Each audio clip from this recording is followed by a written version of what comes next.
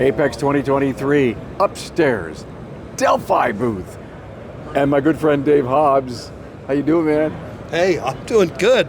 It's been a good AAPEX year. I've been to Joe's Garage, I've been to EV Experience, I've been to our booth a lot. Yeah, I know, you're everywhere. Wherever I look, I see Dave Hobbs. Think of the old Rochester products, okay? Oh my God, yeah, back in the day, Delco Rochester. Now think French Beret, okay? So with a lot of things are made in France now, not just other places in the US, everywhere. So we're still fuel, we're diesel and gas, and we're Heritage, which is the injection, GDI and diesel injection stuff behind you right here for testing and cleaning and so forth.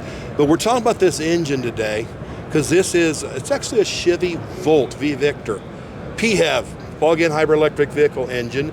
Been cut away so you can see some cool stuff, but it's been converted. It's been modified slightly to run 350 bar of GDI. Now what that means is 1 bar is 1 atmosphere. That's 14.7 PSI at sea level. So most fuel injection systems that are GDI, gas direct injection, are around 200 bars. So about 3,000 PSI at max. It varies, it could be lower for idling, but this one is 1.5 to 2 times that. So we're talking several thousand PSI on top of that. And how they do it is a special GDI mechanical pump and modified injectors. So along with GDI, you have what with any system, whether it be 200 bar, 350, and there are 500 bar systems out as well. That's almost diesel pressure on gas, okay? Is you get low speed pre-ignition, LSPI. Well, we've got a little catalyst on here, like a diesel oxidation catalyst. It's called an SCR, selective catalyst reduction. So here we've got a little cutaway. If you look in there, Tracy, you can see that monolithic.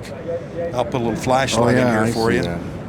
You can see that monolith. So that's on a gas engine. That is unique because we're going to be doing some NOx reduction. I see. There's almost no particulate matter though. That's the beauty of running the pressure higher. You make smaller droplets.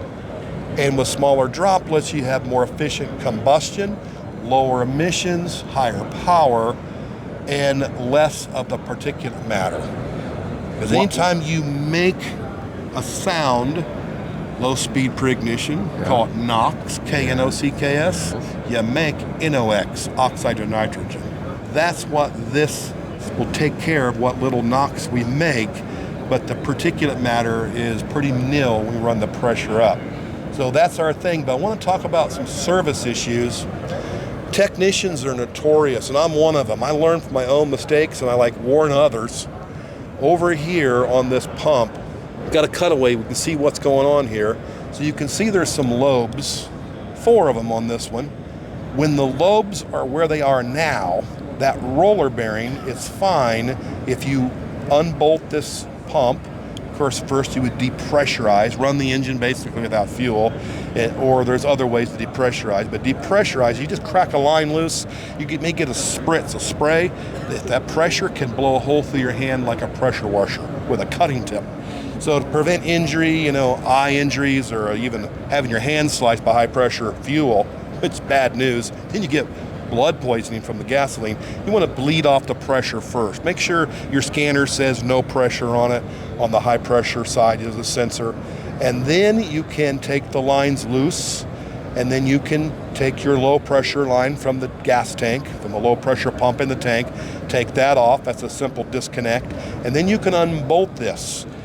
But when you bolt the new one on, make sure if there is a follower on top of this plunger right here that rides on those cam lobes, this one's a roller bearing version. Sometimes there's so much sludge from improper maintenance on the engine. People don't like to change their oil, they don't like to use the ride oil. So when you back this off and pull it out, you don't even notice. Obviously it's not chrome like this cutaway engine, beauty engine. It's just a dirty unit. You don't necessarily know that follower is on the old pump, stuck on there, and you throw it in the trash can. And you get the new one out and you pop it up there, and you get lucky because the lobes are not on center. You're good there. You can bolt it up, torque it properly. It's not going to work. It maybe runs bad, maybe doesn't run at all. It's noisy because you're trying to take the raw plunger minus this follower and have it run on the lobes.